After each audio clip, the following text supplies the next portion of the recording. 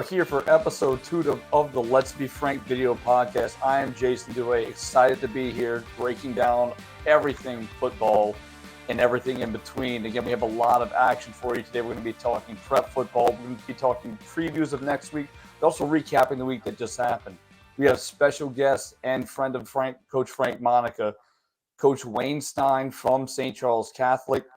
And then in segment 3, we're going to have our Let's Be Frank segment, where we're going to go ahead and discuss helmet-to-helmet contact. We're going to discuss the new playoff committee and format and the way that's going to work with 12 teams. And also going to dive into some questions, recap some local college scores and some information on that. But let's go ahead and bring on Coach Monica. Coach, week 1 is in the books. How do you feel about finally being back in football season? Oh, it's great because, what happens after, Jason, during the summer, you have all summer long, most coaches break down the first 2 or 3 games of the season. So you get some surprises there. Some people will be ultimately surprised, and happens in the college level also, because they have a lot of time to prepare for those people. Film goes out because of the huddle, and everybody has the film on everyone else. And unless there's a new coaching staff, you really don't know what they're doing. But we've seen a lot of new faces that we talked about last week. But yet, I'm surprised by a couple of the scores, and we will recap a couple of these games that we saw that was somewhat of a surprise during the season. Let's dive into some of those scores and recap some of this week 1 action. A lot of intriguing matchups that occurred, and it's great to see these big time programs go ahead and play each other as we enter our prep talk segment.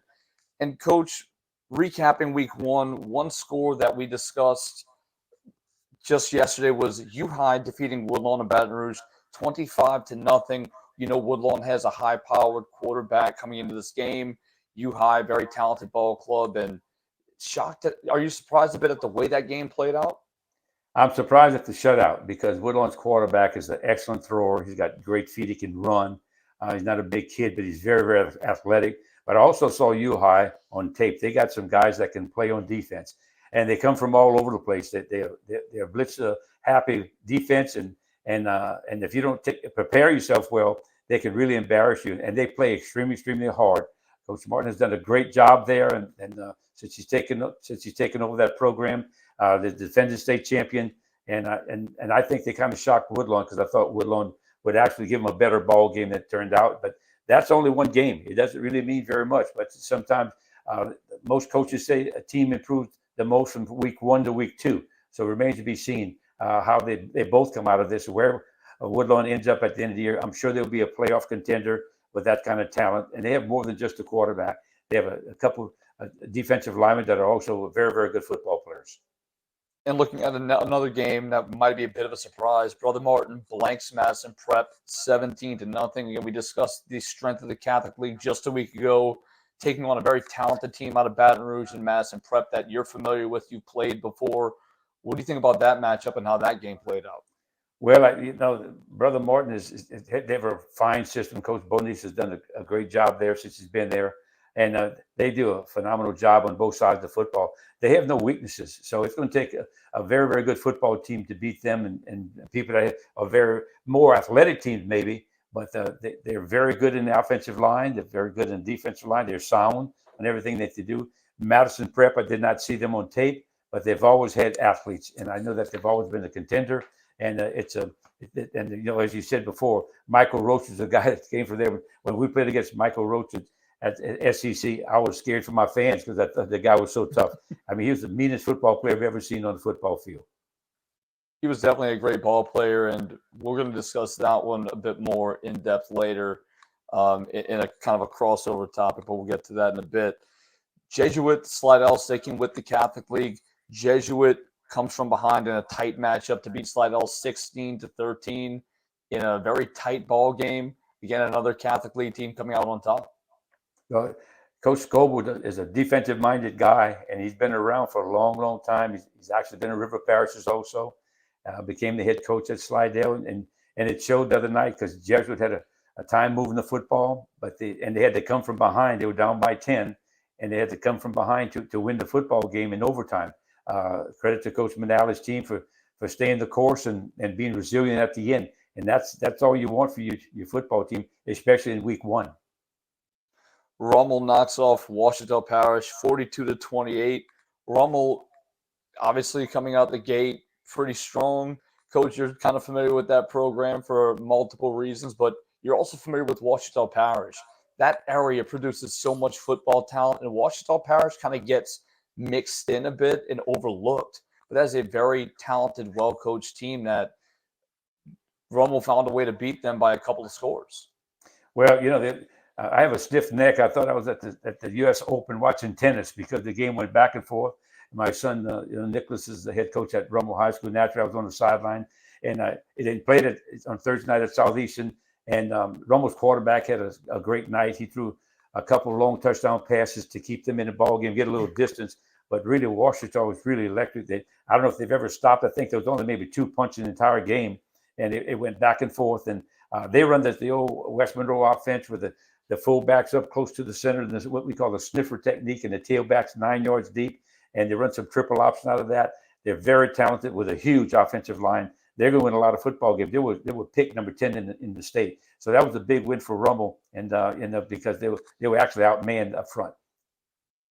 Lutcher defeated Thibodaux 62-35. Lutcher, of course, has a extremely talented quarterback in Dewanye Lunch Winfield. He's proven to be an asset since his freshman year, both on the football field and the basketball court, and just proving why he is one of the most vastly underrated prospects in Louisiana this year. It's hard to believe that the kid doesn't have multiple big offers. We watched him all summer in 7-on-7. Coach Stein would expound on it later on, but he's a threat. He looks to me like a Cam Newton prototype. He can throw it, and the thing that Coach Jenkins talked about at Lutcher is that how great a leader he is. He's a tremendous leader in the locker room, on and off the field, and he's not afraid to be unpopular. And that's what a leader does, But I mean, the guys know that he's their bell cow to move the football. So he had a great night against Thibodaux. I think he accounted for 7 touchdowns. Thibodaux has a lot of talent, and they scored 35 points in the ball game. So when I first looked at the score, I didn't know if I was looking at the stock market or was that a real basketball score. But he's certainly a talented individual, and that was a great ball game to be part of.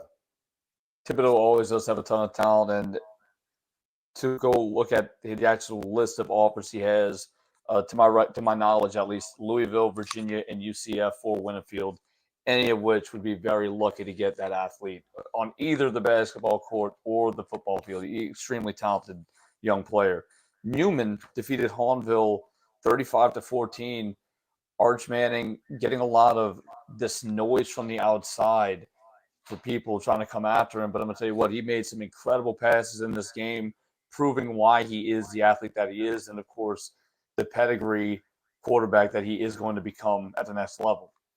No question.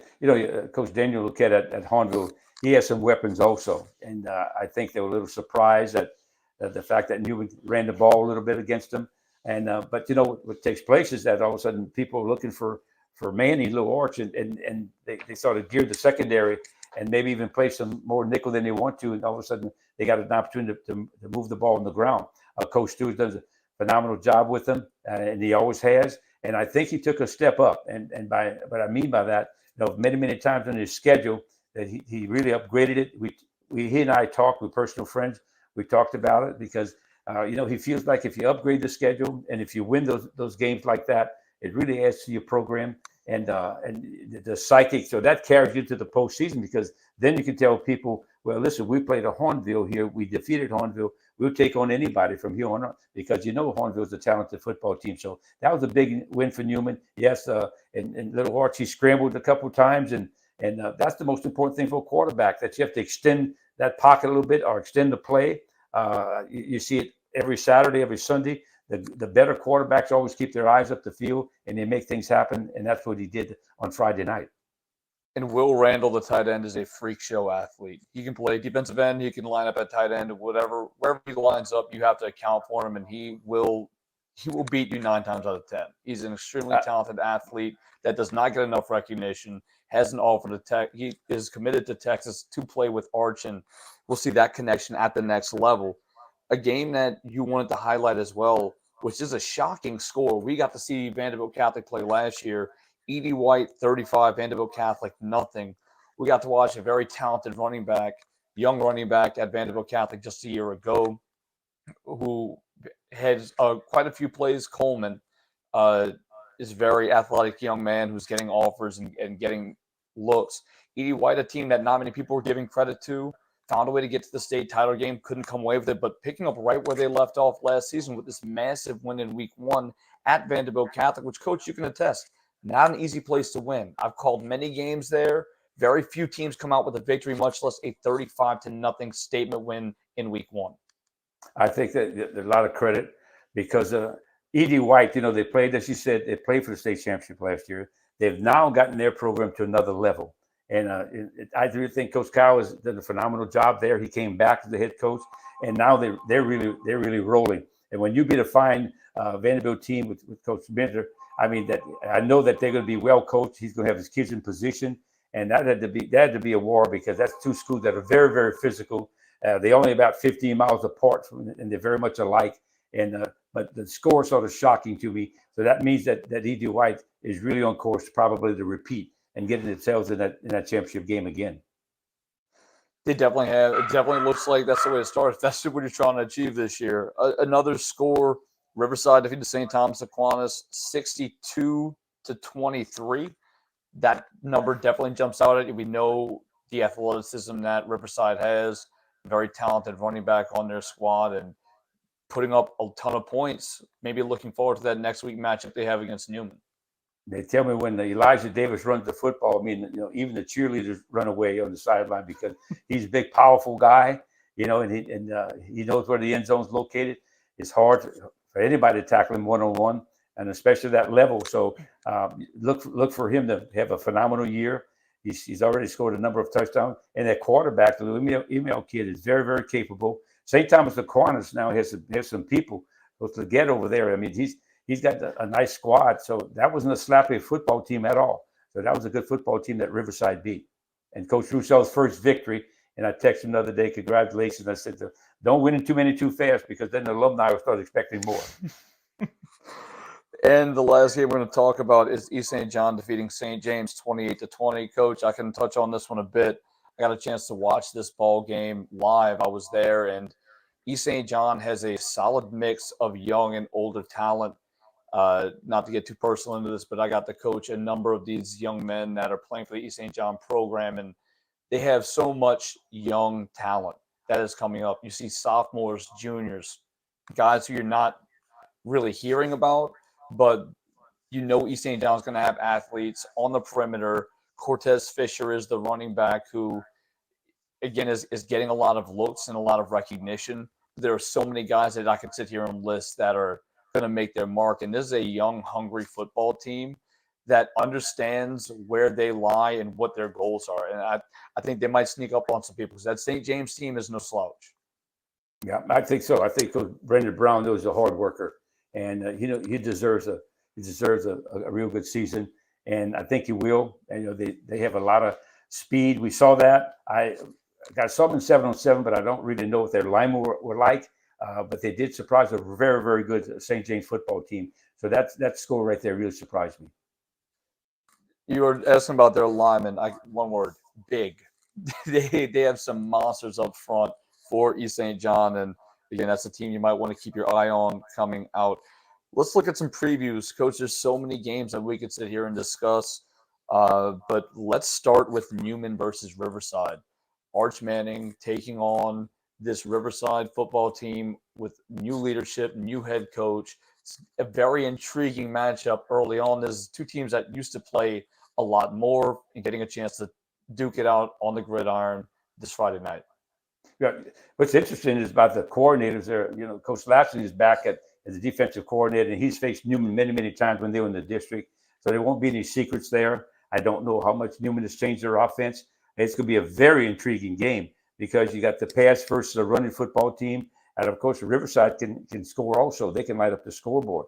So this could either be a high-scoring game, but Newman, don't discount their defense. Their defense has played better. They've done a real nice job of being in position with their run fits in secondary. They're pretty sound. So it's going to be a heck of a game, and I wish I could be there to see that one.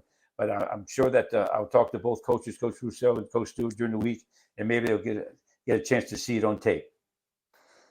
Another big matchup is going to be Catholic taking on Warren Easton. Warren Easton went out to Ruston, which is not an easy place to play if you haven't been out there. It's a massive stadium, a ton of athletes. We know the type of caliber team that Warren Easton is. Catholic of Baton Rouge lost to a very talented team out of Maryland just a week ago on a last-second field goal that bounced off the goalpost, found a way to get through. What are you expecting to see in this matchup between two very athletic ball clubs that will most likely be competing for, if not in the state title game? There's no question, Jason. Catholic High is very methodical. Their kids will always be in position. They won't be out of position. They will play extremely hard. They'll be well coached. And as you can tell, because they have many skins on the wall. And then Warren Easton is the same way, but Warren Easton might have a little bit more speed on the perimeter, maybe the secondary. And when you play a team like Warren Easton, that talented, the coaches tell you just keep the ball in front of them.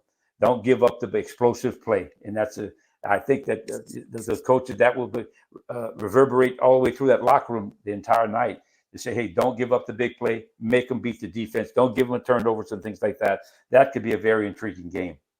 Warren Easton's still trying to get that title, and they've been so close so many times, and this could be the year. We'll see. A very talented ball club, as always.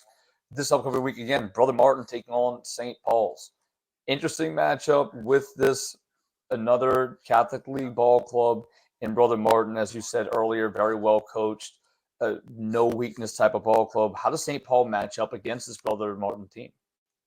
That's a good question. I think St. Paul's defensive line is pretty good from what I understand. And I know in the scrimmage they went toe-to-toe with John Curtis, and that says a lot when it comes to the lineman matchup right there. But Brother Martin is also very physical. So that could really be a fun game to watch. I think they're playing it on the North Shore. There'll be a packed house there. And the thing about the minute these teams now are playing Friday night, and coaches like to have a 7-day week preparation, and rather than going to Thursday and then going to Saturday, and they like to get into routine, so the players can get in routine, the parents can get in routine, and so I think what you see now in the week 2, a lot of these games are starting to build up on Fridays with that week, just a 7-day week preparation, which I'm always in favor of. Curtis taking on Zachary, two massive programs in Louisiana football. Zachary has been consistently getting notoriety, not just locally, but around the country. Very talented ball clubs. Curtis hasn't been able to reach the pinnacle or find as much success as they are accustomed to in Division I, but equally as dangerous, equally as talented, and a very scary ball club as they make the trip out to Baton Rouge. Well, Zachary's always had some D1 guys. I mean, that's not a secret. Every year they've done a phenomenal job of putting kids in college and stuff like that. I really think that they're very athletic. But on the other hand, until you play John Curtis, you just don't know. And because the things that they do are a little bit different than a lot of schools. And I mean, the way they run their veer, their defense is always sound. The defense doesn't get the credit that it deserves. Everybody talks about the veer offense, but they've always been a phenomenal defensive football team. And I talked to Coach Curtis in the summer. He thought his offensive line was going to be pretty good this year. And when he says that means they're going to be really good. They normally have some pretty big ball players up front on that offensive line. So if something stands out on either one of those lines, it must mean something. And you need to take that for what it's worth. Jesuit takes on Ruston this Friday. We just discussed how Ruston is and how Jesuit found a way to beat Slidell. That's a tough matchup for both teams, and it should be an interesting matchup to see Jesuit taking on this Ruston ball club that's coming fresh off of that Warren Easton loss. Both teams are kind of coming off opposite ends of the spectrum. Both teams had tight losses, one team had a tight loss, one team had a tight win, and how they can wrangle that emotion for this upcoming matchup. It's different when you play a team from the north. You have nothing to compare it to. Now it's good that they can compare the team that they played last week, which was Warren Eastern, so judges can look at that tape. But it's sometimes you'd like to know what the competition level is all about when you play a team from another part of the state, for instance. Not that we have a big state, but it's totally different because most of the time you're playing teams within the New Orleans area along I-10, and very seldom you see these matchups with the north. But we're getting more and more of those now because it's hard to schedule. And that's what people don't understand. The more success you have as a coach, and there are a lot of people that don't want to play you, because they say, wait a minute, coach, we're not ready to play you. So that making that schedule during the off season after reclassification year is the hardest thing that I've ever had to do in coaching, because all of a sudden you get people that hang up the phone on you, or they start laughing. Say, you kidding me? So it's really interesting that you see a lot of these matchups now, basically a northern team against a southern team, and that's one of the reasons for it. Coach, there's two other matchups I want to mention, but we can briefly talk about that. But you brought up a really good point that I want to hit on in just a moment. So Carr also plays Scotlandville. Coach, I think you'd agree, two extremely talented teams, a lot of D1 prospects. That should be a fascinating game to watch. Yeah, no question about that. You're talking about speed. There's no expression, Jason, that speed never has an off day, and you're going to see it in that ball game. So it's going to look like the tape is on fast forward. So get ready for it. It could be a fun game, but that's exactly why you play these kind of games, because that's what people want to see, these type of matchups.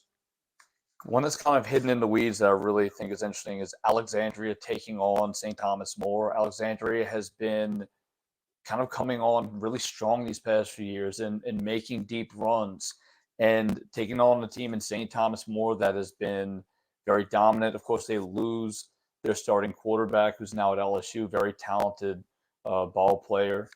And I think that'll be a great barometer for both teams to see where are they at this point and where can they move forward.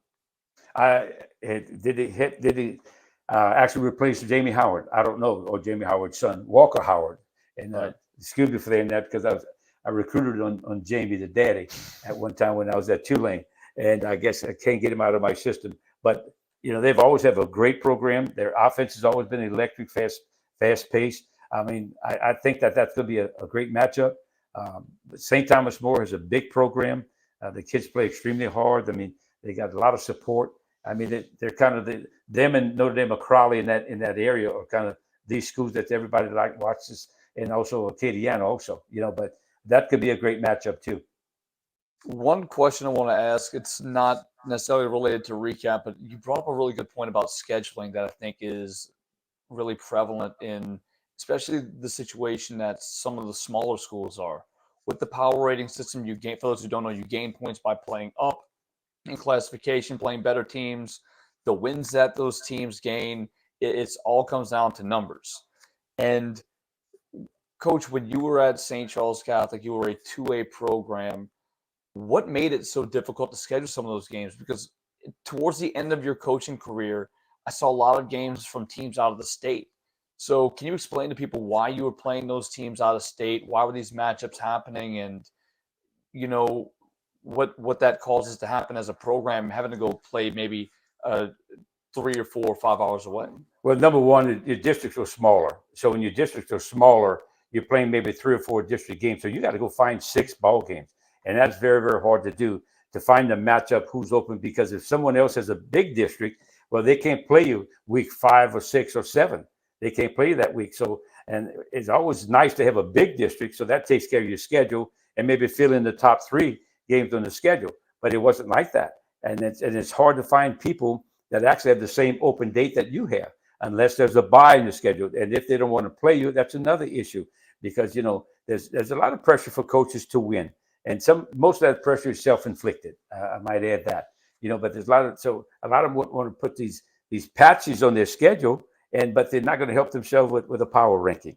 But Jason, a couple of schools we didn't mention, we talked about the big one this week, and that's Lutcher SCC and Rummel and Duhe. That those two games. That Lutcher SCC is going to be electric crowd. It's going to be a lot of fun, and I know Coach Stein will elaborate on that a lot, but it's going to be a lot of fun. But that's going to be a huge game for everybody. And then Rummel goes to Duhe and plays a talented team, and it's going to be Rummel's offense against a talented defense. And so that's going to be a very interesting game, because Duhe plays a different level. They play right next to Tiger Stadium, and they got 2 guys on that team that are already committed to D1 scholarship. So I think that Rummel's going to have their hands full going down to Duhe. You're absolutely right. That Rummel-Duhe matchup slipped by me. That's an interesting matchup, and that should be a fun one to watch. Again, 2 big teams who are going to get a chance to see early on where they stack up against the competition. But that will wrap things up here for our first segment for Prep Talk. And we're going to go ahead and give a word from our sponsors. And we want to thank Accardo and Dufresne law firms.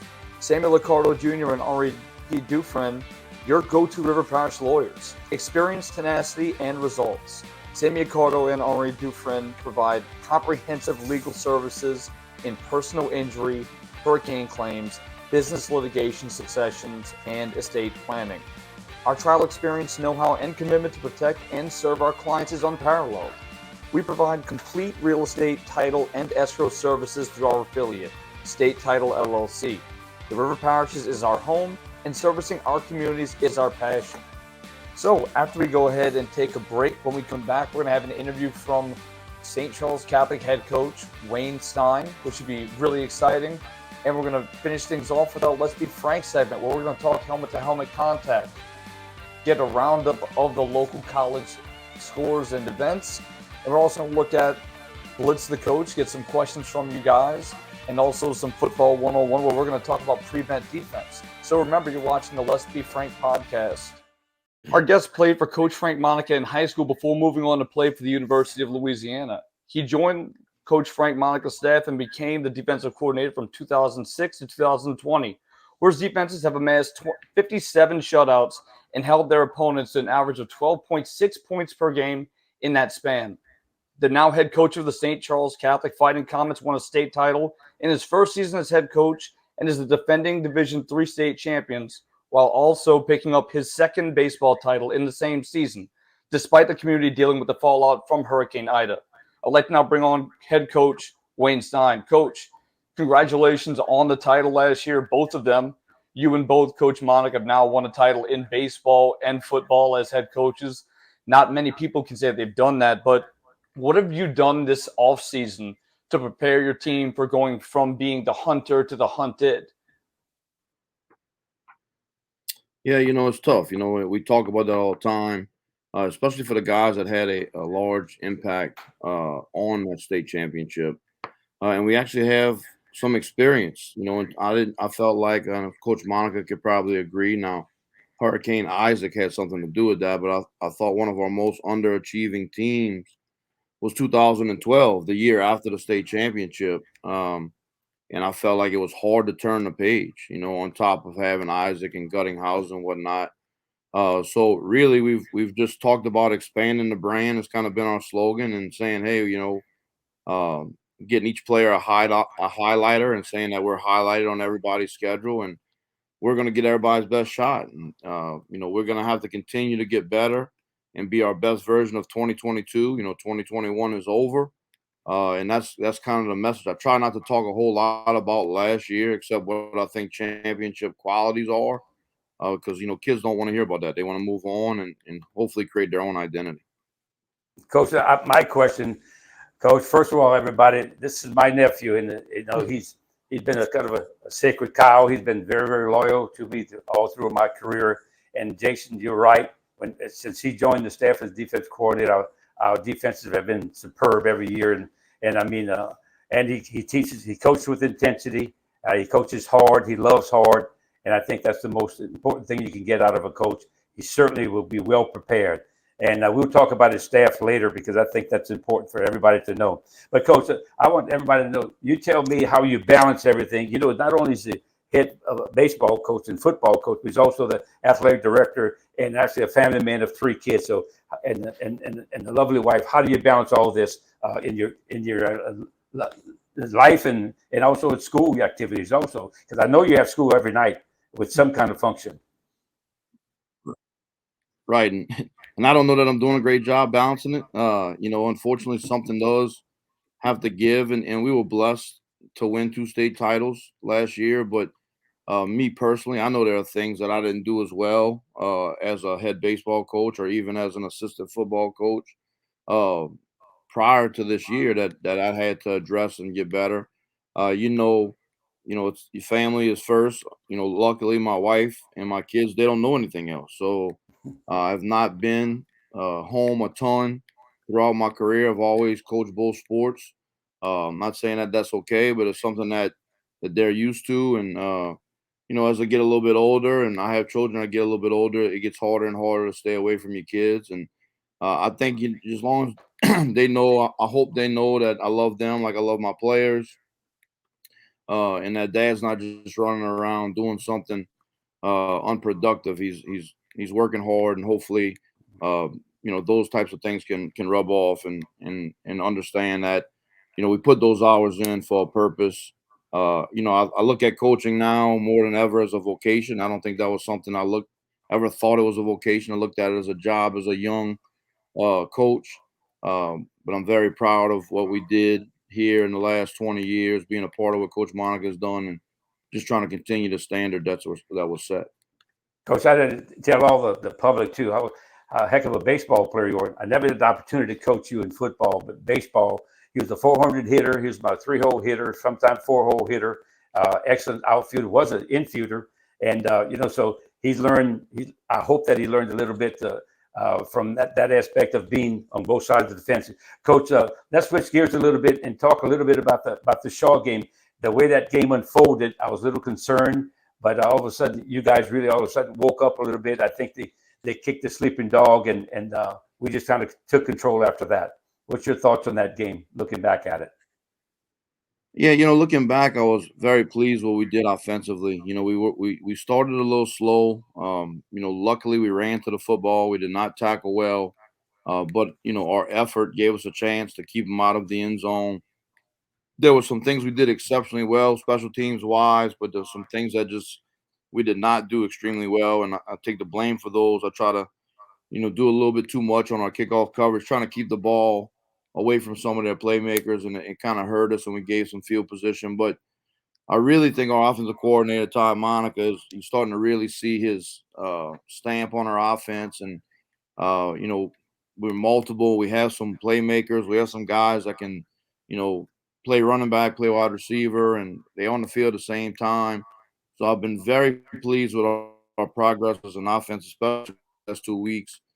Defensively, we have some pieces. We're inexperienced in the secondary, and hopefully we continue to get better. But the Shaw game, all in all, I think we were prepared. We told the kids that we felt like we were kind of a barometer stick for Shaw to see where they were. They're a team, a program that's on the rise, back to that success, and we think we're a program that's continuing to ascend. And I think that we made a statement about where we are and where we're headed.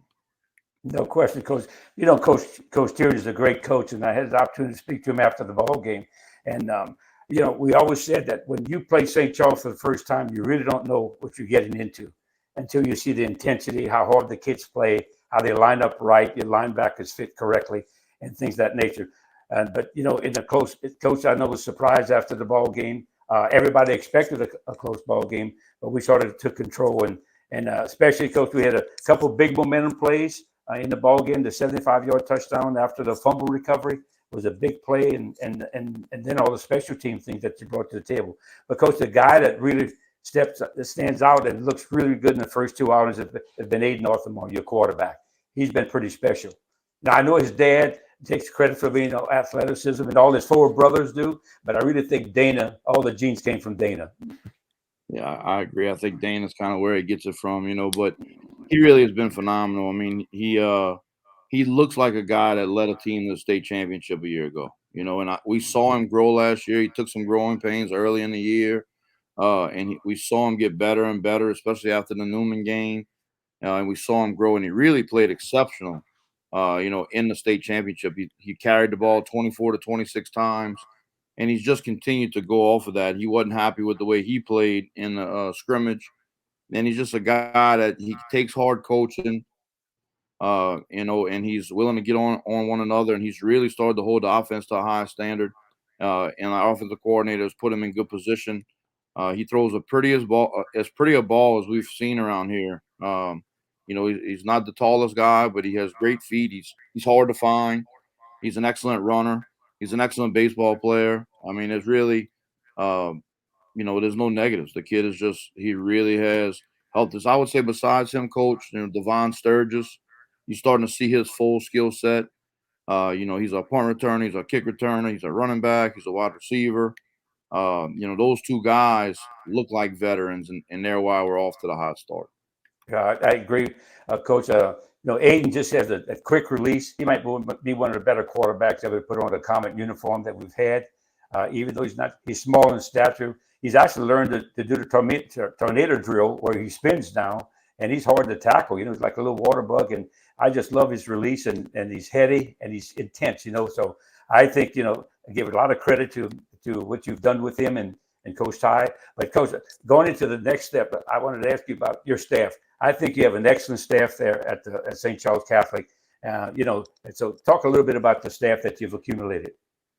Well, we're blessed. I mean, I think we have an excellent staff. I mean, I would put it up against anyone. It starts with a guy who's been here with me for a long time, and that's Ty Monica. Not only our offensive coordinator, but one of my best friends and a family member, and not just a great football coach, excellent softball and baseball coach. Just really brings a lot of intensity and an excellent teacher. I mean, a lot of times our coaches don't get the credit they deserve in education, but an excellent teacher. And then Jason Brown, our defensive coordinator, who's done it for a ton of years, and retired from public school, and has been with us for the last 5 years. This is year 6, and just continue to do an excellent job in what he's doing. It's his defense. I mean, we have a special dynamic. I'm the head coach, but I'm actually his secondary coach when it comes to defense. And right now, I'm not doing a very good job coaching my guys, and we talk about that. And so, and then John Talley, who's not only in special teams, but he's also took over the strength and conditioning for us. He coaches the D line, just another 30-something year veteran of coaching. Tyler Forsythe, a guy who played for us, who's an offensive line coach, who, graduated from here in 2015. He's already moved the ranks in the school. He's our dean of students. It means a lot to him. The tradition of St. Charles Catholic. He's doing an excellent job for us. A new hire in Jake Robinson, who came here from St. Stanislaus, who lives in Bay St. Louis. He goes all the way back from Ohio. He actually was on staff that coached LeBron James back in Ohio. And then, we newly are hiring Ian Mitchell, another 2015 graduate.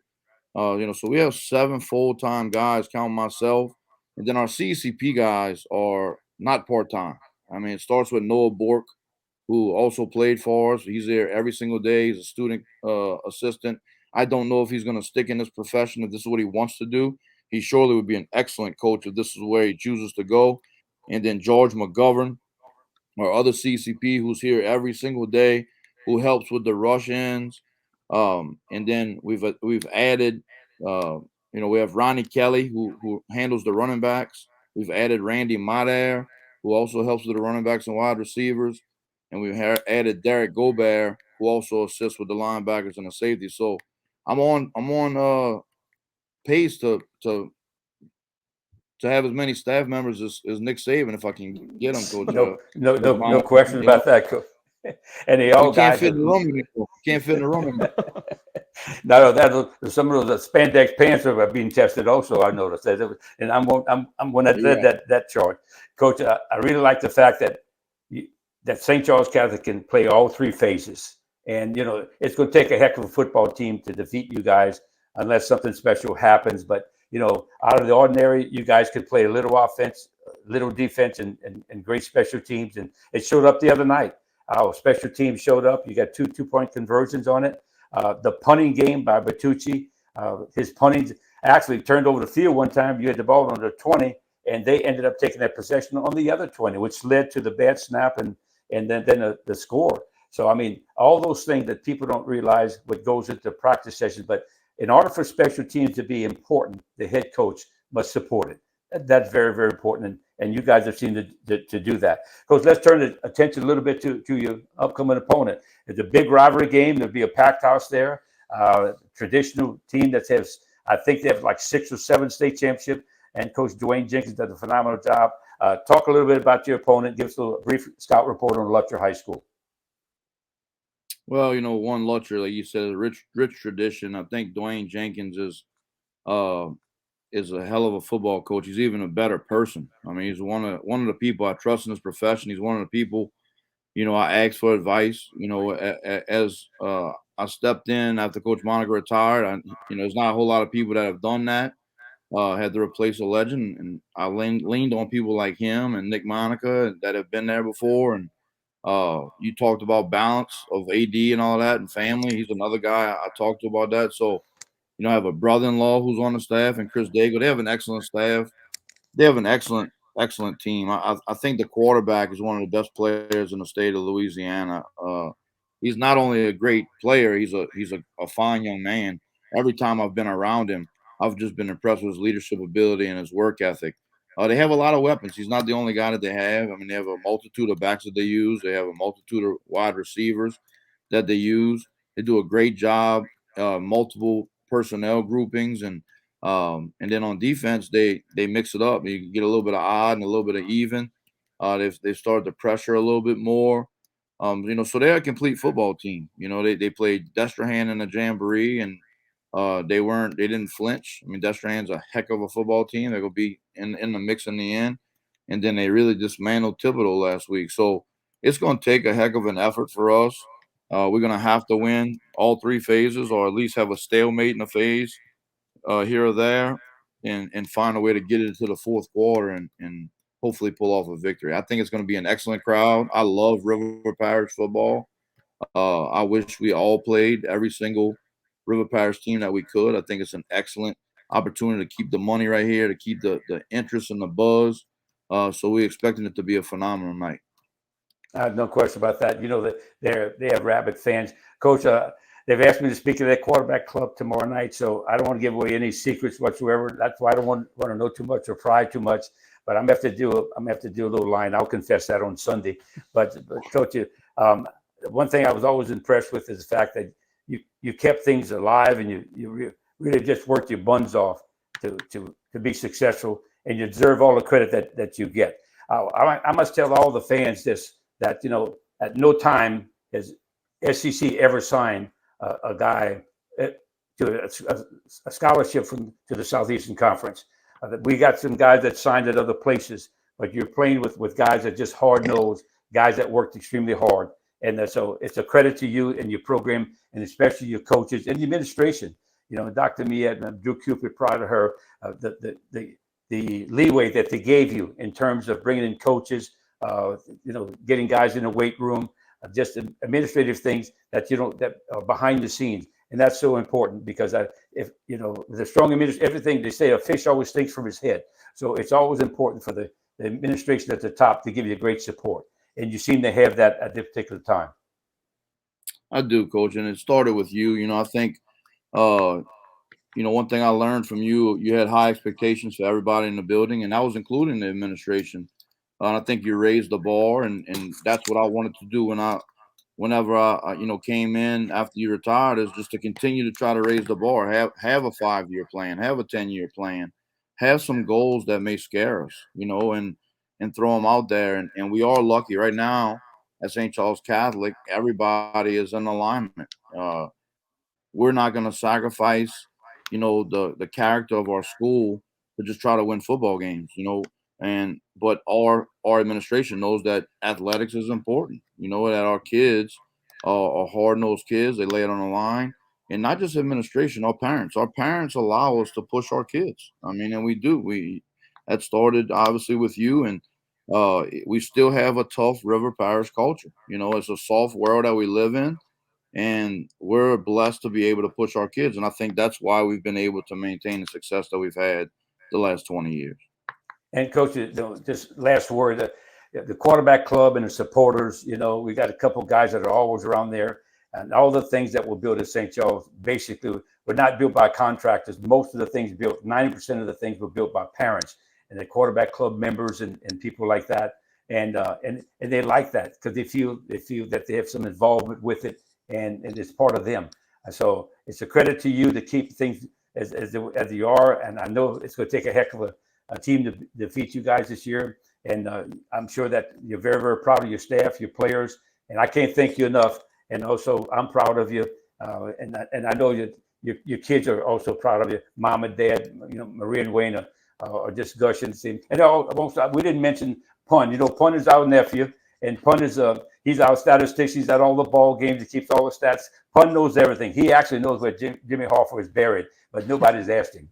Right. But, We actually Coach, listed Pun. We listed Pun as a coach. You know, he's on the headsets. He actually does an excellent job with all the clock management stuff. You know, he can tell you when you can take a knee, when you can't. He has the 2-point chart, you know, memorized. He likes to act like he has a little analytics in him, but, you know, he'll try to throw that in there every now and then. But, you know, it takes a village, Coach. I mean, I always said that. It's something I was blessed. I have 2 phenomenal parents, but I was raised with a bunch of aunts and uncles, you know, and every single one of them and cousins, every single one of them could discipline me. And if I wasn't doing right, set me straight. And I was so blessed in my childhood. And I listened to your excerpt. You know, you did try to talk us out of coaching. But at the end of the day, you know, you were a huge influence in all of us getting in it. And then obviously a huge influence to me and helping me grow, staying in one place, but growing, you know. And the thing I miss the most is those times when in the off season when we would sit in the office and talk about all kind of other things, not game plans and whatnot. So, you know, you're always still a phone call away, which I appreciate. You know, I take a lot of pride in Frank Monaco Field, in my opinion. You know, I want to defend Frank Monaco Field. I feel like, you know, I was a part of that as well, you know, and I want, there's nothing that makes me prouder than to run out that tunnel and run onto that field. I appreciate that, Coach. And we won some big ball games there. I was looking at schedules in the past, and we won some real phenomenal nights there that led us to bigger things. And, you know, you talked about Ida, Coach. I go back even Katrina year when we played 2 games in a week, and then we had the Isaac. You and I both flooded again, and just like this year, I had Ida deal. So, but Coach, thank you so much for being with us tonight. I know you're busy as all get out, but we'll be there Friday, pulling hard for you. And you know, I got 2 nephews on the team, Jackson and Brooks. So looking forward to seeing them play also throughout their career. Thank you so much, Coach. Okay, thanks for having me. I want to thank Coach Wayne Stein for taking time out of his busy schedule to come on and talk with us on the Let's Be Frank podcast. In our next segment, it's our Let's Be Frank segment where Coach is going to break down the topics that he's itching to talk about, including helmet-to-helmet contact, local college football roundup. We're going to have some football 101 for you and even talk the new playoff system in college football. Remember, you're tuned into the Let's Be Frank video podcast. And we are back on the Let's Be Frank video podcast, and we would like to thank LSR for sponsoring our podcast. LSR produces Southern Cane, pure cane sugar, which is only grown, refined, and packaged in Louisiana. Southern Cane is available in your local Associated Grocers and Rouse's supermarkets. And we're going to go ahead and jump right in, Coach. Again, Coach has a lot of opinions over the years that he's had and the wealth of knowledge that he's had in the world of sports. So we're going to dive into our Let's Be Frank segment. We're going to start off with helmet-to-helmet contact, which is something that is really important and near and dear to your heart because of the amount of years you've coached, especially high school football, as it pertains to this.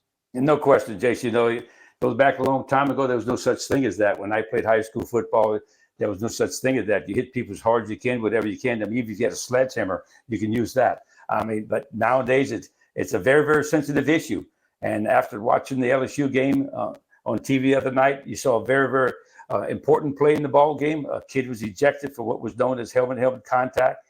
He actually launched himself into the quarterback and led with the butt of his helmet. And that's one thing that we all know is pretty dangerous and is being flagged. And now all of a sudden it's an ejection on the field. But, you know, let me talk, first of all, it's a very sensitive issue, and it's getting more and more sensitive. And as a parent, you understand it. But as a player, you know, the players are quite the question, wait a minute, Coach, how do I tackle a guy? For instance, nowadays people run what they call a crossing route. It's called a shallow cross, and everybody runs these shallow cross across the middle. And if you're a linebacker and the guy catches the ball and he's headed right to you, you cannot control where he's going to put his helmet.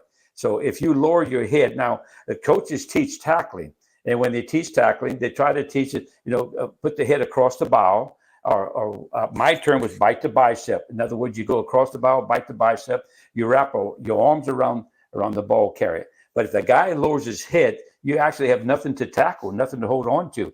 And if you lower your head slightly just to try to get underneath him, your two helmets are going to collide.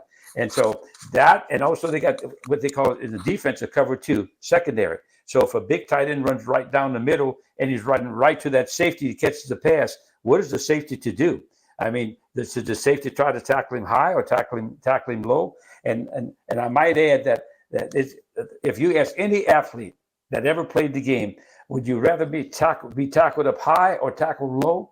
Every one of them, 110%. The good Lord did not make the player yet that said, come tackle my legs, because that can cripple you for life. But you're protected from the shoulder pads to the helmet. That helmet costs over $400 a piece. And I'm not saying that it just make it blatant. But so where am I leading with this? So I think that the rules themselves, and I like the fact that the instant replay allows those guys to come back on the field. But what I don't like is that every time there's a big hit, even if somebody's hitting with their shoulder, every time there's a big hit on the field, it's normally flagged nowadays. And so as a player, they're confused. They say, wait a minute, Coach, how do I tackle this guy? So consequently, many people are doing just the opposite. They're saying, okay, if I'm in the secondary and I'm smaller than you, I'm not going to form tackle you. I'm just going to try to take your legs out and knock your legs out and get you down on the ground. And but that's not what that ball carrier wants, for sure. So it's a very, very sensitive issue. Now, we've had this conversation. When I worked at Manning Camp, there were a number of coaches sitting around together, and this was my thought on it.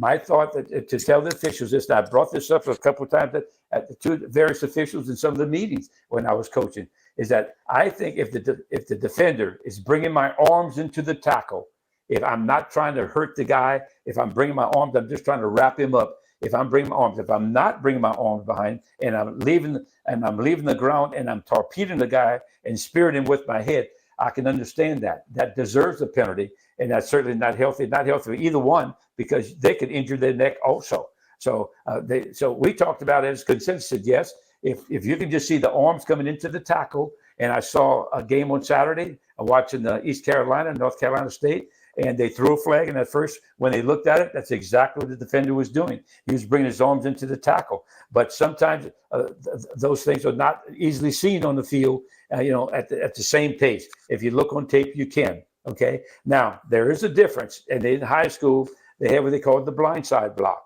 That means if a runner's going north and you're going south, you can't backtrack and actually hit someone. I understand that. I understand that because that could really injure someone. Now, but let's face it, football is a physical football game. But you got to remember, they're well padded. Those shoulder pads are $300 shoulder pads. That helmet's another $400 or $500.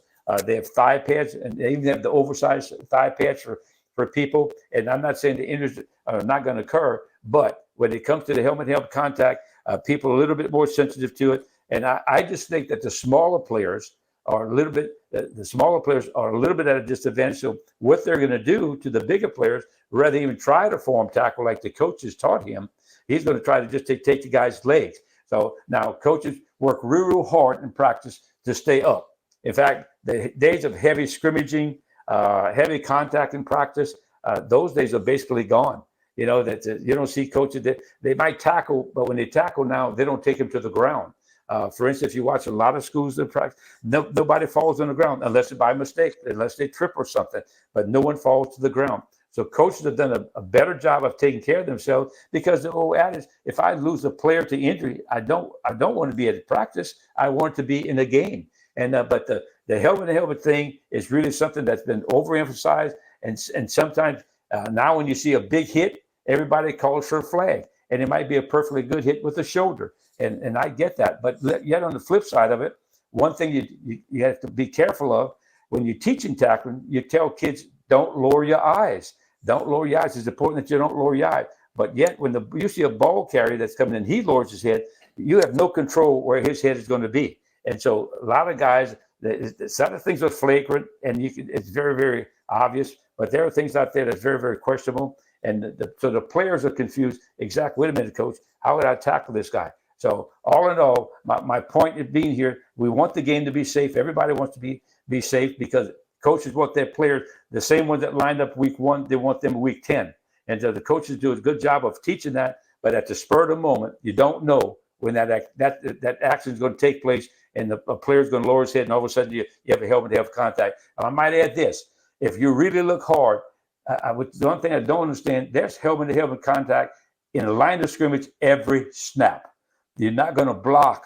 You're not going to block at the line of scrimmage without having the helmet-to-helmet contact with the offensive line and the defensive line. So some of this, what I'm saying what I'm saying to you is an oxymoron, because that happens a lot on the football field. Coach, one question. You were discussing how the game is impacted by this play, the helmet-to-helmet contact. In the college game, we know they've made an extreme emphasis on throwing flags and instant replay, making sure they get the call correct. What do you feel about the penalty when the flag is thrown? Do you think a full game is overly severe, or the right amount of penalty, or is it the circumstances that matter? How would you agree with the rules as they are, or would you tweak them in any way? I think it's a little severe. I think the penalty is sufficient.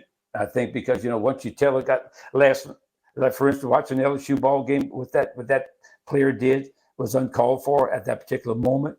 And now the other thing you have to understand is where exactly could he fit? Is there a lineman right here? Where could he fit in this thing? Did he really do that intentionally at the time? Did he leave his feet? Yes, he did in that particular case. But I think the penalty, wait a minute, give another guy another chance to sit him on the bench for something that he made a mistake. They all understand that. Once they do that, coaches emphasize that. They teach them that in practice.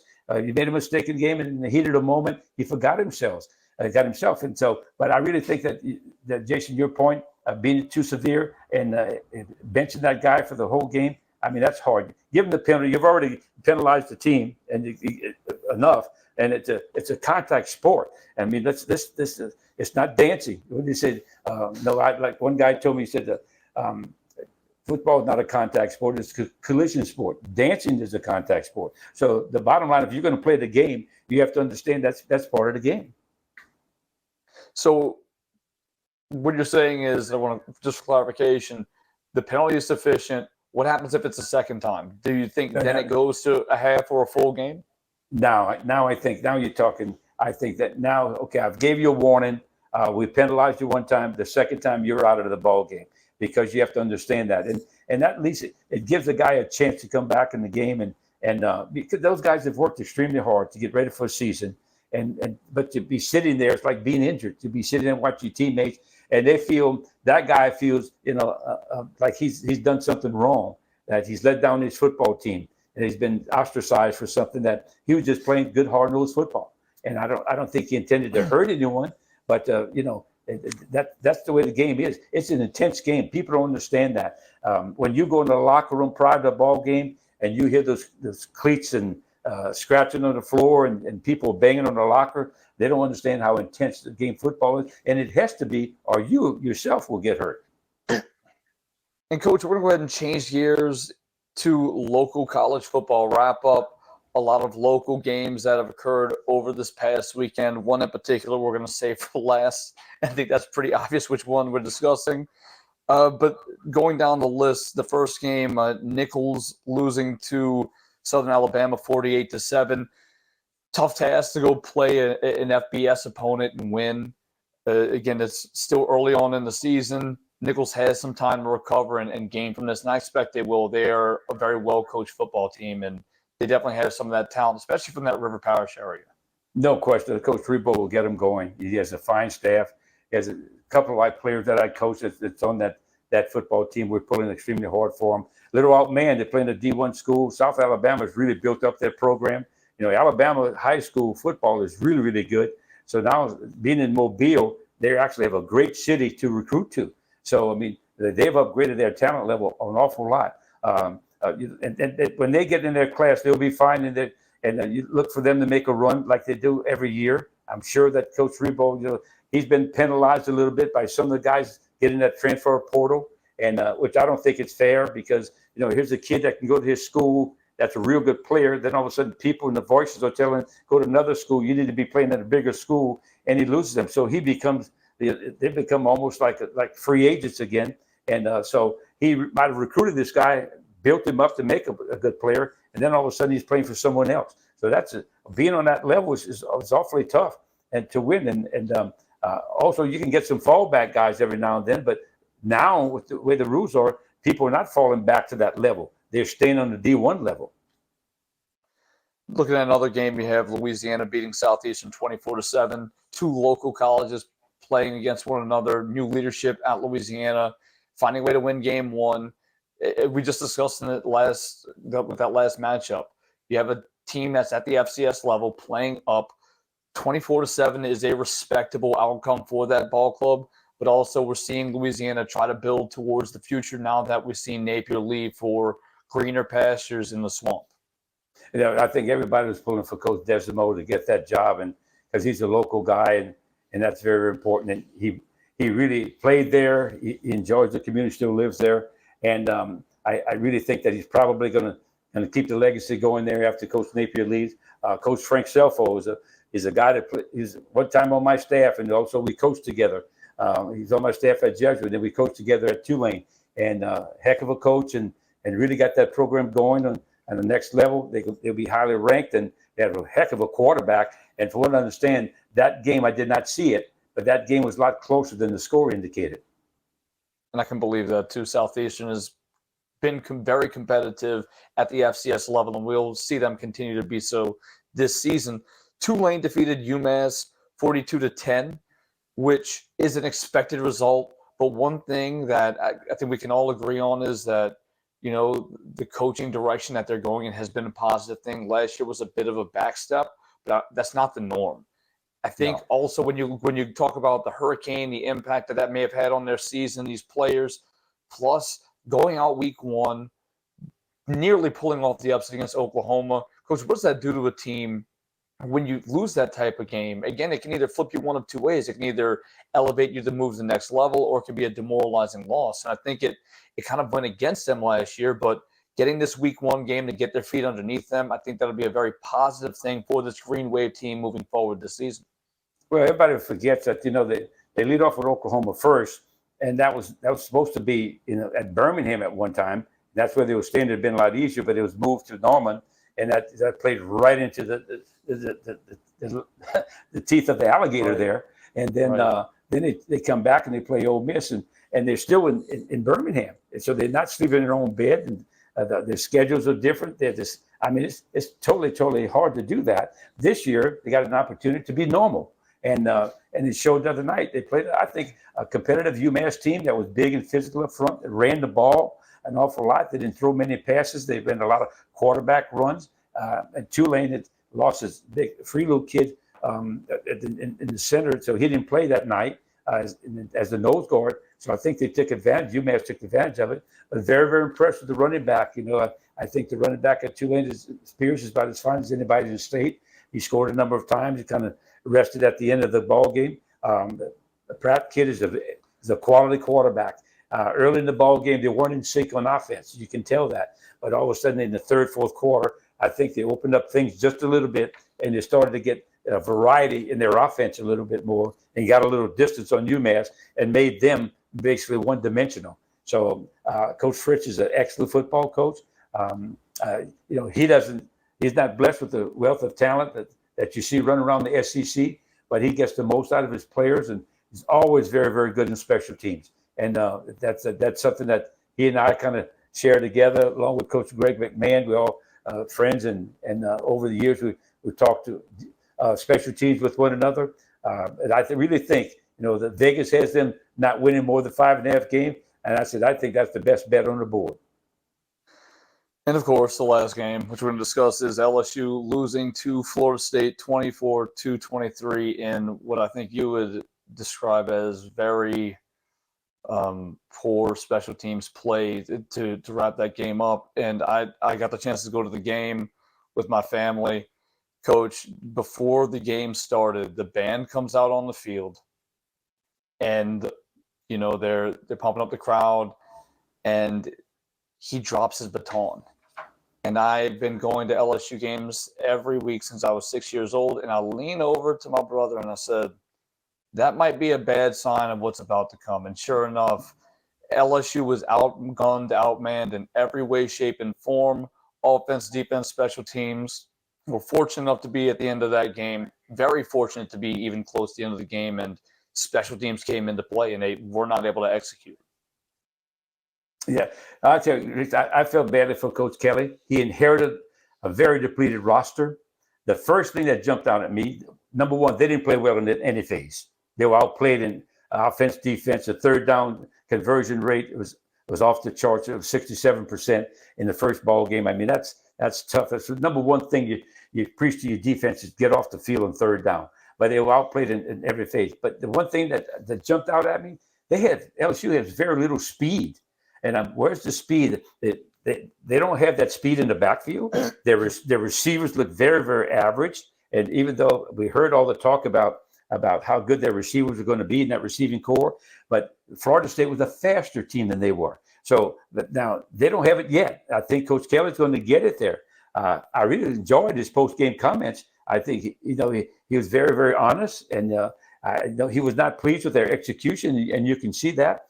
The offensive line and everybody said, well, the Daniel kid scrambles too much or whatever. There were times that he could have looked up the field and thrown to his open receiver. There were times but he was actually running for his life a little bit. And I think that's why they went to him, knowing that he'd have to scramble just a little bit more. But from that standpoint, the defense, this heralded front four, I didn't see it. I understand the kid gets hurt. So the best player gets hurt. We saw it happen, but they didn't stop him. I mean, they were always inside the chains. As an offensive coach, you always want to be first. You want to be 2nd and 4, 2nd and 2. That's great. And it was that all night long. They were, and the third down conversions, 3rd and 5, 3rd and 8, it didn't matter. The quarterback 11 of 17, Coach. They were 11 of 17 on third down conversions. The quarterback was excellent. I mean, one time he jumps up in the air to make the pass on they tried the blitzing technique against him.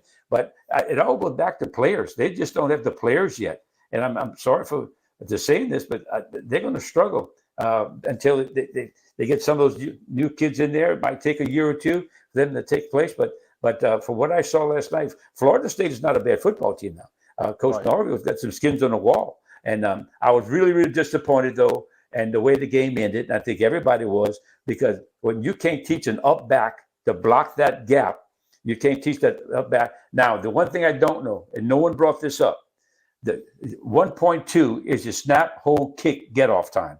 I don't know if he got it off, and at 1.2, it looked a little slow to me. I couldn't tell because of the camera.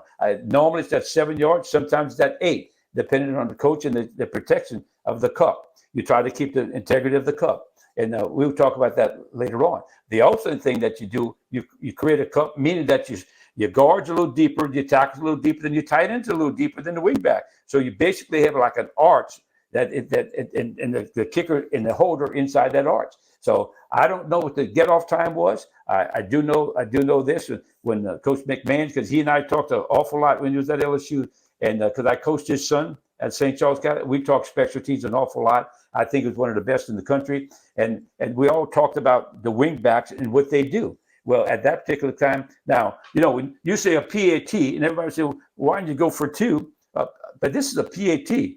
That's the time when everybody, okay, that's kind of automatic. That's when everybody goes to the bathroom and pees. Or that's when everybody goes to the concession stand and gets another Bud Light, because they think it's automatic. But then all of a sudden, the guy, he had it blocked.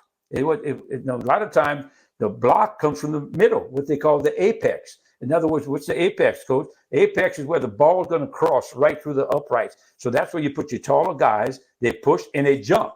They jump up in case the kick is low. Now, most kickers get the ball up, but it all depends on that get-off time. I would love to know what his get-off time was. You can, if you see it on real time, and you can put a clock on it. I think, and that's with a good snapper. So sometimes you can even 1.1, but anything over 1.2, it will be blocked, even against a bad football team. So going back to the whole deal, I think speed was very evident. And they talked about the receiver. He didn't run away from the cornerback. He didn't run away from him at all. In fact, I was surprised at that. And he looked like the cornerback just smothered him and shut him down. So I know he didn't catch many passes, and maybe that's to blame for a lot of things there. But I was not impressed with the lack of speed that they put on the field. And again, I remember only 36 guys played in the bowl game. That scholarship guys played in that bowl game just last December. So I remember that. So he has a long way to go with that roster.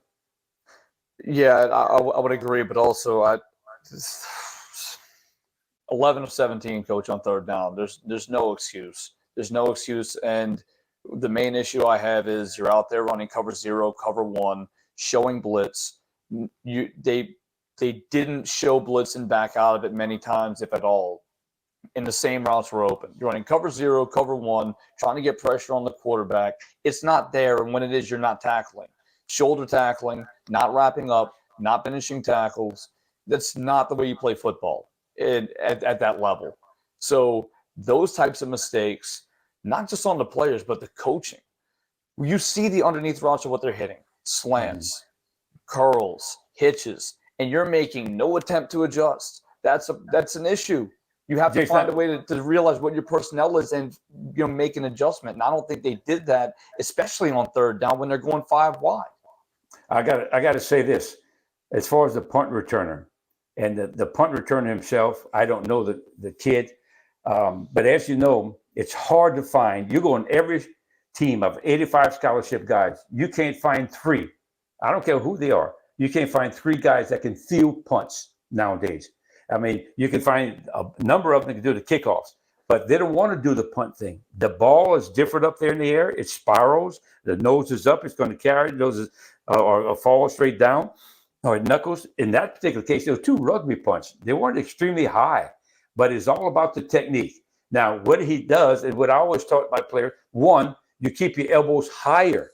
You put your hands above your eyes, and put your elbows higher, and keep your elbows together. But when you stoop and bend down, go look at the film. The elbows separate, and it goes right through the so-called breadbasket. So it's a fundamental technique thing. And I know the coaches coach that. You can't control it in the heat of the battle. But many guys cannot do that. For years, LSU did not have a great return guy. I remember Coach McMahon telling me way back when, I just want a guy that can catch it.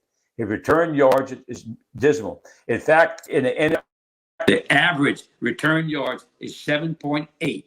So you're not going to get great return. That's average in the NFL. So my point is all the technique thing with the kid. I feel badly for him because when you see a guy bend down and stoop like that, he doesn't have confidence in his hands in catching punts. So that was a coaching deal that can be corrected. So I mean, and I'm sure that they know that. I mean, I'm not the only one that knows that teaches that. So again, I would say hands up, even with your eyes and your elbows tight. And the elbows higher than where he hit him. Go back and look at the tape. You're going to see his elbows completely down by his hips. So that all of a sudden the ball has a lot of room to go through. The problem I have with kicking the PAT at that point. So the first thing is, one thing I've learned from you covering, watching, playing for you is no special teams play is a given. And if a team makes a mistake earlier in the game, it's because of an exposed weakness. I watched your team play against the Madison Prep team that was extremely talented, as we talked about earlier. Malcolm Roach, a very athletic ball player, was on that ball club that you played against. And your team kicks 2 field goals. You score a touchdown. Madison Prep scored a touchdown earlier in the game. Your team blocks the PAT. Your team leads 13-6 at that time. And later on in the game, I think there was like about 2 minutes left.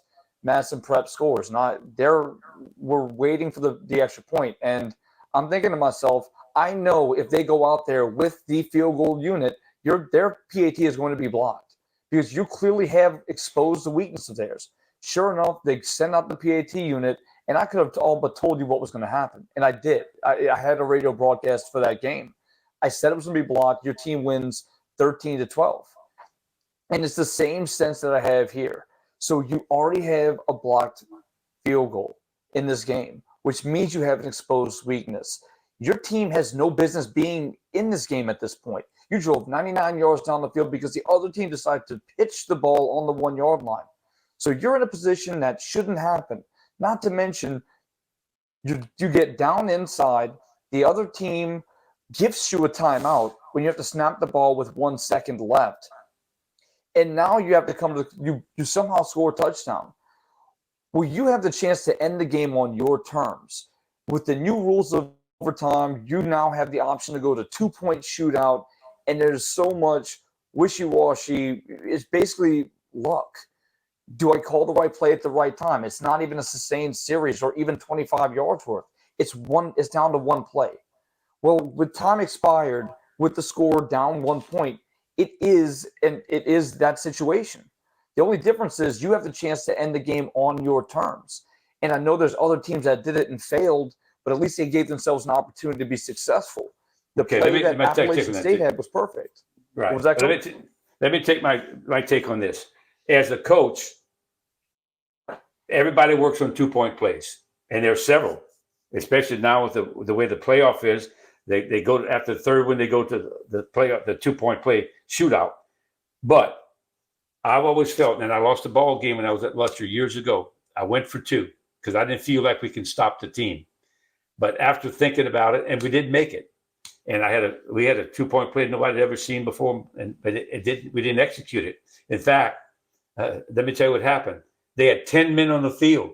They sent in a guy late, and he didn't know where to line up. He lined up right in the formation to the weak side. We were supposed to be on the strong side where we were, and we were ready to the weak side. He ended up making the play. My point being is this. I believe in letting all 22 players play. In other words, I want my offense to play and my defense. I'm not going to put that just on the offense.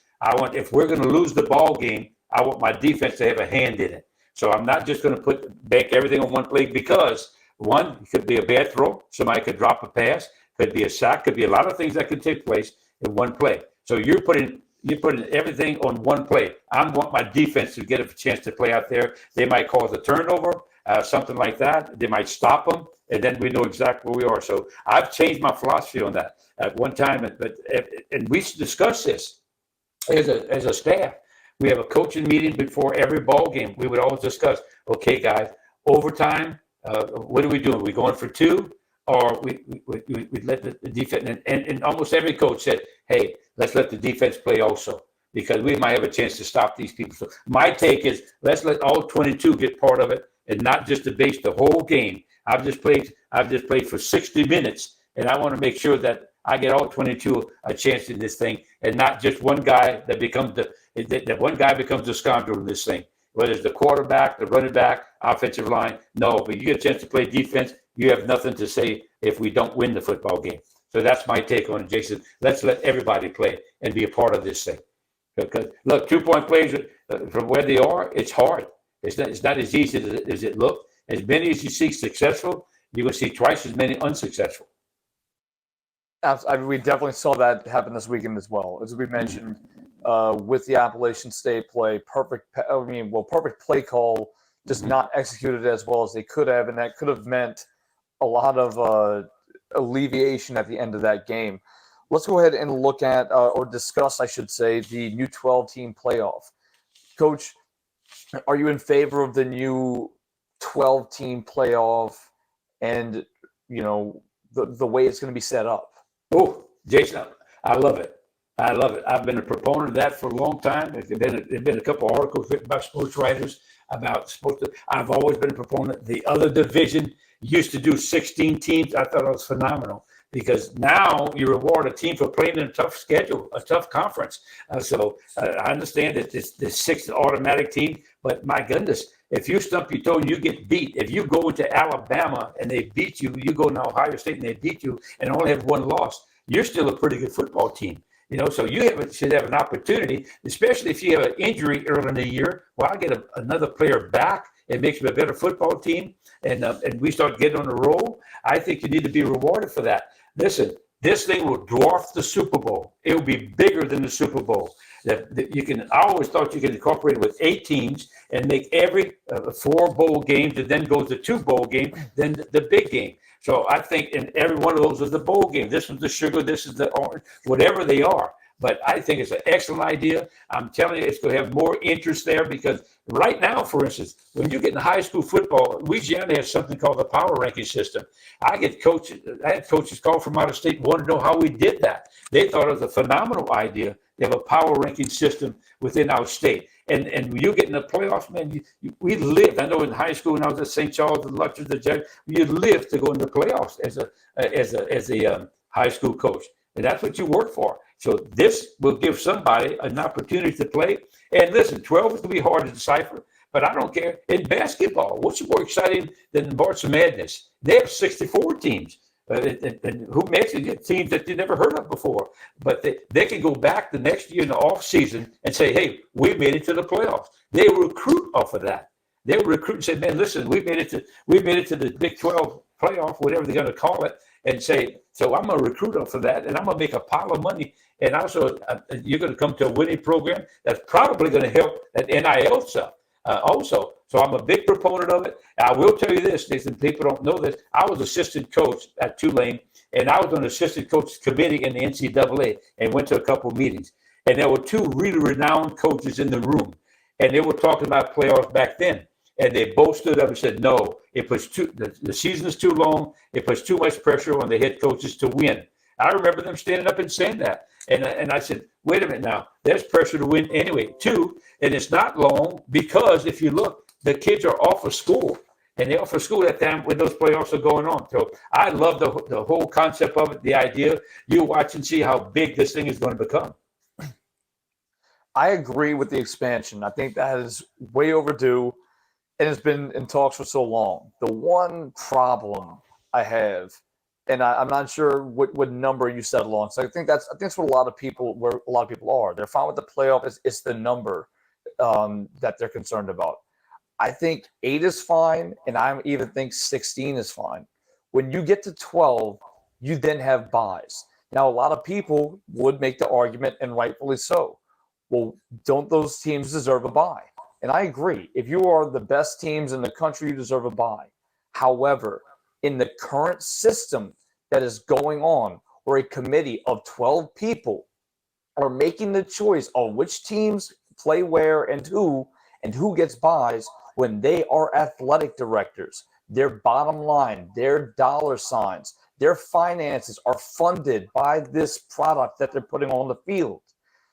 When Ohio State loses one game to Penn State, who has 2 losses, and Penn State goes 11-2, and Ohio State goes 11-1, who's going to get the bye? And that's if the Ohio State athletic director is on the committee, who's getting that bye? Because they claim you can't talk about those teams when they leave the room, but you can certainly dog those other teams while you are in the room. Yeah, so I think that's the concern I have. I think that's taking a little too far. I give these guys credit. The committee will be, I'm sure there'll be some bias in there, but, everybody will know. There'll be a lot of pressure from the public about who belongs there, who doesn't. And put it this way, if you get 12 teams, it could be a controversy about, well, you should make it 14. But 14, the same thing. Even in the NCAA tournament, they always talk about these teams on the bubble that don't make it. That's talk shows that last for weeks. They say, well, so-and-so should have made it. They won the bubble, and this team came from a tough conference. You have to reward people for playing good competition. I mean, 11-0 team that plays nobody, and I mean, that's where that power ranking comes in. The LHSA found that out, and I think the high school coaches ought to be commended for the system they came up with, because now you get rewarded for playing a tough schedule. It happened to us just a couple of years ago, my last year at St. Charles. I mean, we had a loss in our schedule, and we had a higher ranking than the team that was undefeated because we played better people. I mean, so I think it's a phenomenal deal. I can't wait for it to take place. I wish it started this year, which was effective for this year, but unfortunately it's not. As far as the money is concerned, it's out there anyway. I mean, when you got coaches making that kind of salary, I mean, it's just amazing. You can buy a small country for some of the salaries that some of these guys are making. And apparently the rumor is it's going to be possibly 2026. I believe it can come up by 2024, which would mean they would net about $500 million. No, I'm sorry. Yeah, $500 million more if they move it up to 2024. My gut tells me they'll go ahead and move that up just a bit and make sure it's in place as soon as possible. Now we're going to go ahead and change gears, Coach, to our next segment, where, again, we're going to look at Coach's wealth of knowledge in this Football 101 segment, where we're going to go ahead and discuss prevent defense for this week. Coach, prevent defense is a very hot button topic that many people talk about, where you're at the end of a game and people say, well, they shouldn't have been in prevent defense, or prevent defense loses all these games. Can you first of all clarify what is prevent defense, what is the purpose, and when to use it? Well, you saw it last night come into play when Florida State got in it, and Florida State had those guys deep. Prevent defense is like people say, yes, prevent you from winning. Well, but the bottom line is it's very controversial. Well, number one, suppose you blitz everybody and you're playing man coverage on the outside, and that great receiver he just out athletes you, and you throw an 80-yard touchdown pass. You would look like a fool as the coach said, wait a minute now. Why didn't he get help over the top? Why when somebody banging him at the line of scrimmage? Why do you have a free release? So prevent defense is the whole purpose of it is to keep the ball in front. Now, from the offensive standpoint, their job is one, complete the pass, save your time out as long as you possibly can, complete the pass, go out of bounds whenever you possibly can. And one thing happened last night in the LSU's last drive, never take a sack. Well, they took a sack in the last drive. The defense is taught to keep you in bounds, but keep the ball in front of you. And a lot of them, what they do, they'll back up 3 deep or maybe 4 deep guys, and they might be 50 yards deep, so nobody can get behind them, so they're moving forward. Then there's another level of guys, and then there's the rusher. So you have 3 different levels there. And what the offense tries to do to counter that, they'll put taller guys in there. And there's a system they call the Big Ben play. They practice this every week, the Big Ben play, and there's several ways to do it. Sometimes the quarterback is taught to roll out of the pocket, buys him more time to throw the ball high and throw as far as he possibly can. Now, this cannot be done from their own 20-yard line. So it has to be done somewhere around midfield or better, and they throw the ball as high as they can. The way the offense tries to orchestrate it is that they'll take the tallest guy and they put him in the middle, and he becomes the center pole, so to speak. He goes up to try to bat the ball either up or back. And then you do like sort of a starfish approach, and they'll have a guy in front, receiver in front, and the receiver in the back. So you practice this. So if the ball goes behind, there's a guy behind him. Or if the ball goes in front, there's a guy in front of it. If everything goes according to plan, that's now the defense. What they try to do, they try to either shuck the guy at the line of scrimmage, different levels, or they'll put the taller people in the middle and try to bat the ball down and not try to catch it. We had a system when I was coaching, and we gave it a name. Whether you want to call it the Wildcat, you want to call it something. When you put your best players, you put your fastest guys, even if they're offensive guys, and the tallest guys, you would put them, and sometimes you would do what's called a picket fence technique, and you line them up on the goal line, okay? And they would jump up, and they would talk to bat the ball down. Don't try to catch it. Whatever you do, bat the ball down as much as all possible, or just bat it away. But you got to be careful. You bat it away, you could actually bat it to another receiver, and you'd lose the ball game. So prevent defense is to try one, keep the ball in front of you, and tackle them in bounds. And try not to give up the big play, and let the guy drive down the field. But it's basically used in situations where they need a touchdown. And so now some people have a play that they'll use if there are 2 plays that they can call before the last play. They'll have one, and they'll call it like a deep out route, or they'll call it a deep crossing route. Catch it, they'll catch the ball and try to spike it, and then get a little bit closer so if you're too far from the goal line, that's the prevent defense comes in. Then all of a sudden your offense is taught to throw one short, and then next time spike it and throw another one to reach the end zone. But prevent defense has been highly controversial for a long, long time. Many people. How many games you've seen LSU versus Kentucky not long ago? But how can you fault a coach for saying, wait a minute, go bracket the end zone and bat the ball down? Now, for everyone you see, and there have been some great games. Doug Flutie, he made a career out of that. But for everyone you see, that many times that prevent does work. And like I said, let me go back to the coaching aspect of it. What you try to do, you might get 2 rushers, maybe 3 rushers, and they rush very wide to keep the quarterback in the pocket. They won't get a sack because everybody else is protecting. You're going to have at least 7 guys up there protecting, maybe 6. So the rest of them, there's another mid-level in case they try to run something like a screen pass that can really scare you because there's a lot of grass out there. And then the last thing is that other level is probably the tallest players on the team. It could be receivers or anybody else on the team, and they're taught to bat the ball down. So, but as a whole, I think for the most part, it's more successful than failing at the end of a ball game or at the end of a half. And that's Football 101 from Coach, kind of giving us an idea on what prevent defense is and why it matters. We're going to go ahead and get a question from the fans as we're going to go ahead and join our next segment, Blitz the Ball Coach, where we get a chance for you to take your shot at head coach Frank Monica any question you want to ask him. And this question comes from Anthony Macaluso, and it's in light of the LSU game. Can Coach discuss why special teams are important? Well, guys, you saw it take place. It's a 20% of the game. Sometimes it's 25, depending on how many times that you punt. One thing that's important, the head coach must buy into supporting it. Years ago, you didn't have special teams coordinators. Now those special team coordinators are paid just as much as the offensive and defensive coordinators, and they're taught. And they take guys from all the different parts of the football team. In other words, you'll take some defensive linemen. And at my school, what I did when I was a coach, everything stopped when we went special teams. And it's called K periods. So those kicking periods mean that everything stops. So there's no grab assing, excuse my expression, on the sideline. Everybody gets involved with it. Even as a big old lineman that's not involved in special teams, he can hold a shield or hold a dummy for the guys participating in it. And all the assistant coaches must buy in. There must be a lot of tape work, cut-ups, and stuff. And the kids, when we went to camp, every year we spent an hour on each phase in special teams all night, and they learned all the terminology about what was going on. So one night we would take punt team and then punt return. And we took the terminology and went through all the scheme. It wasn't the scheme, it was the drills that went with it, with the philosophy. So when we got on the field, like for instance, when you do punt return, we had different stations. So one group would go here, one group would get like a triangle, and what we call the county fair concept, and they would work on that. When it came to kickoff return, everybody was there. And kickoff return, one of the hardest things actually to work on and kickoff, because it's the whole field.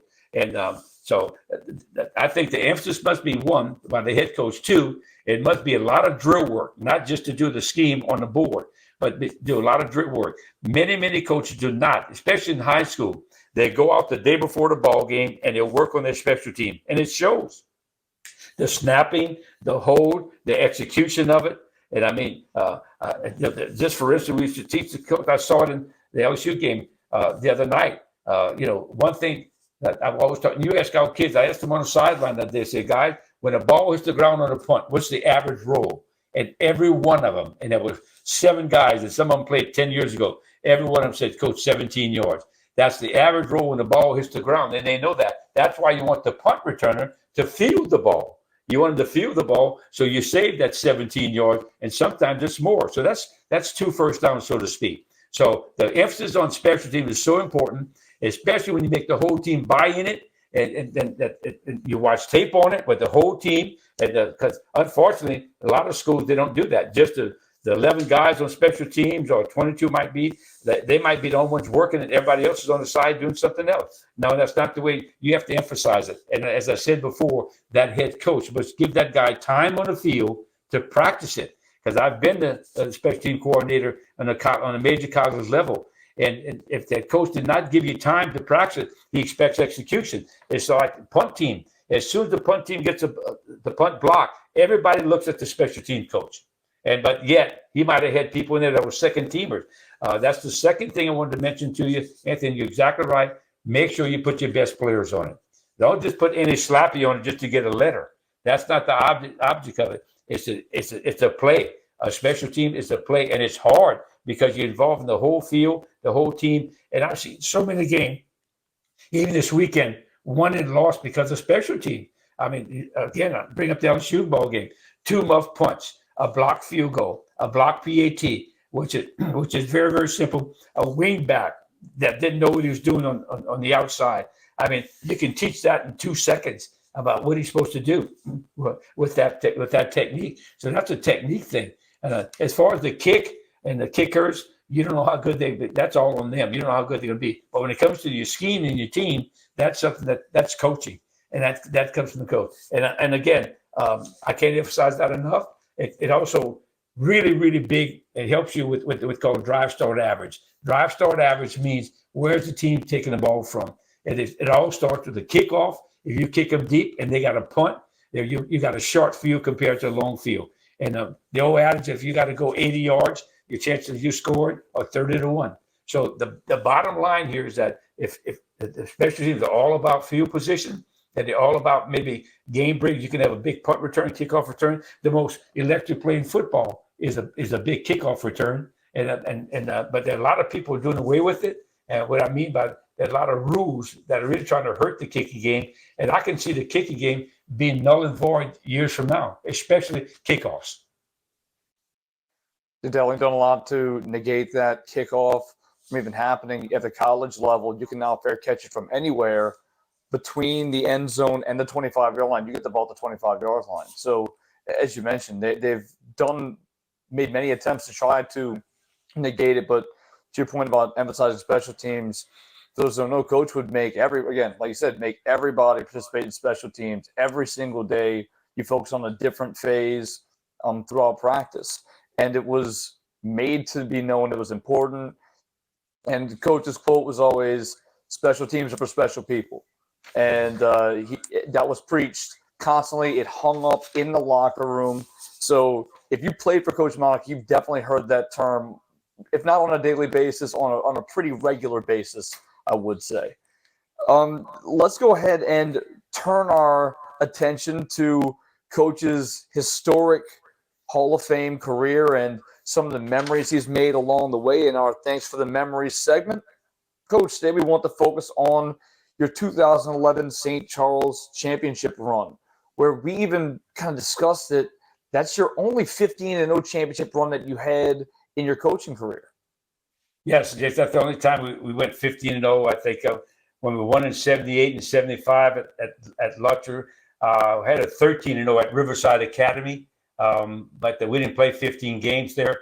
But the bottom line, Jason, the run was tremendous. The team was tremendous. I had some kids that actually signed scholarships there off that team that were really good. Like Cedric Thompson was on that team. Jalen Smith, Jeffrey Hall, Marcus Hall, Taylor Cochran. We talked about, especially he was 315 pounds and blocked a punt. 300 in the game, it ended 9-8. I mean, Brandon Zimmer was on that team. Ended up playing Louisiana College, but a big old Taylor comes through the line and he just lays out and blocks a punt. When he hit the ground, it registered on the Richter scale. But I mean, he was just a phenomenal effort. But he bought into the system that, wait a minute, just because I'm 315 pounds does not mean I can't rush the punter. So it was a phenomenal run. That team was 12-0. We averaged 42 points a game. We had 7 shutouts on the year, but we averaged 42 points a game. Donnie Savar was our quarterback, and Austin Weber had to end up playing in the state championship game because the Cedric Thompson had gotten dinged and Marcus Hall had gotten dinged during the regular season. And we had some real good players, and they had a tough linebacker by the name of Dante Scapero. But he was small, but he was tougher than a $2 steak. But that was a special team. When we were playing, we started off, the first game was against Kaplan at home, and we won that convincingly. Then the next game, we faced a very talented Patterson team. They had a quarterback going to the University of Southern Mississippi, and I mean, they were really good, very, very fast. They ran a defense that I called it the sticky Sam. Everybody was in 2 yards of the line of scrimmage, and and they gave you fits. They were blitzing all, and you didn't know who they were blitzing with. And but we came out of that ball game and they were in shock. We beat them 31-6 at home. They were 12-0 going to the game. And then after that, we followed that game up and went to Range for that was a shootout game. And then the semifinal game was against Parkview Baptist. And this is where we connected with Chris Miette on a 4th down and 16. Now he throws the pass over the middle on the dig route, and he makes 17 yards on it. And we ended up beating Parkview Baptist that night, which is they only had 1 loss going into the year. They were a real good football team. And the late, great Kenny Guillotte was the head coach there. And then we go to Superdome, and we faced a very talented AME team. I didn't think we really played that well that night. In fact, I thought we were kind of sluggish because we had such a big game against Parkview Baptist. But give credit to AME because they were very, very athletic. They had a linebacker that must have made 1,000 tackles in that ball game. I remember a couple 4th down calls that we had to make to seal the game, the whole deal. But it was a tremendous, tremendous year that will never be forgotten at St. Charles. I don't know if you're ever going to play 15 games again because of the new format with the select, non-select. But that was a very, very special team with some very, very good football players. that hung together. And, they had just this great confidence in there about themselves, I can't say enough about that team and the coaching staff in that year. And Coach, I got to be at the Parkview Baptist game, one of the best high school football games I've ever been to. One of the craziest finishes. I remember the emotion that went into that game, and it was from start to finish. You knew it was going to be, and no disrespect to whoever either team was going to play next, which just happened to be a meet, because it was a great game. But that game felt like the state title.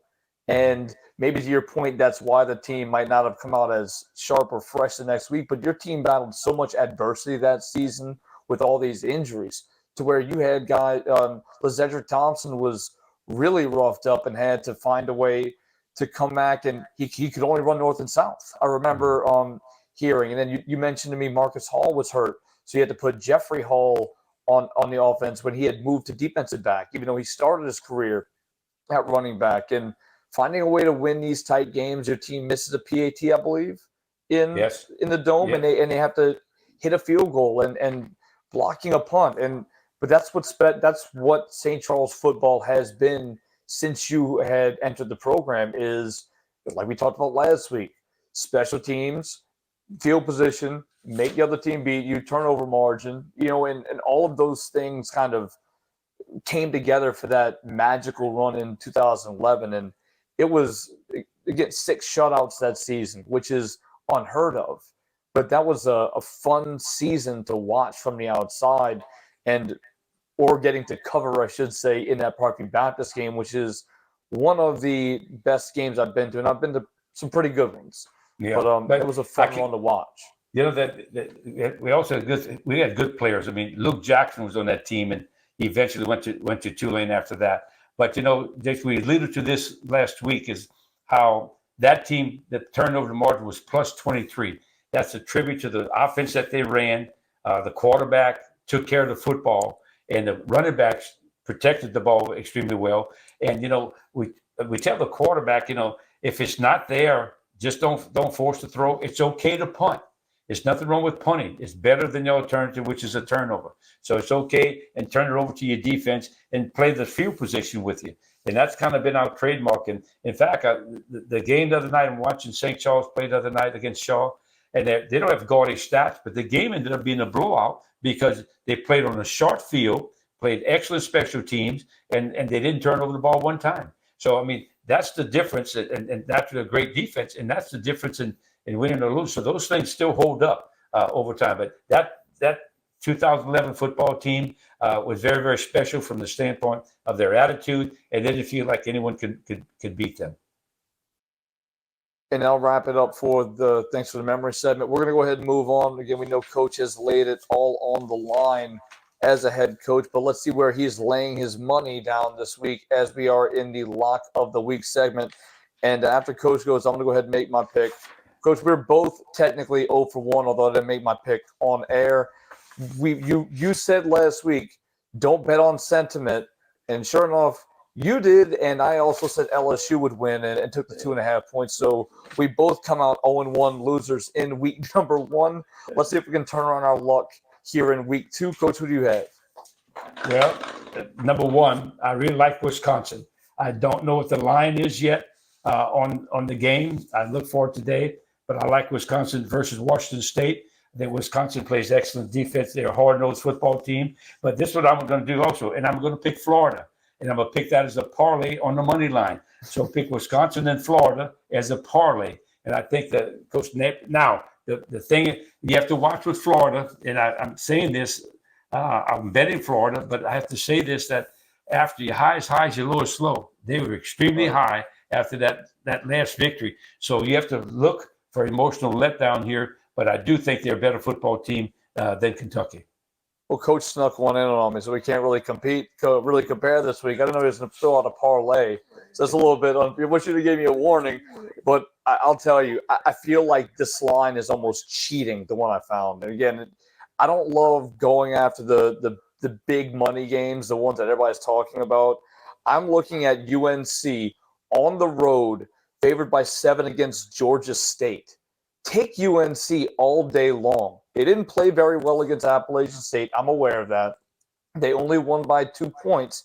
However, Georgia State lost 35-14 against the South Carolina Ball Club a week ago.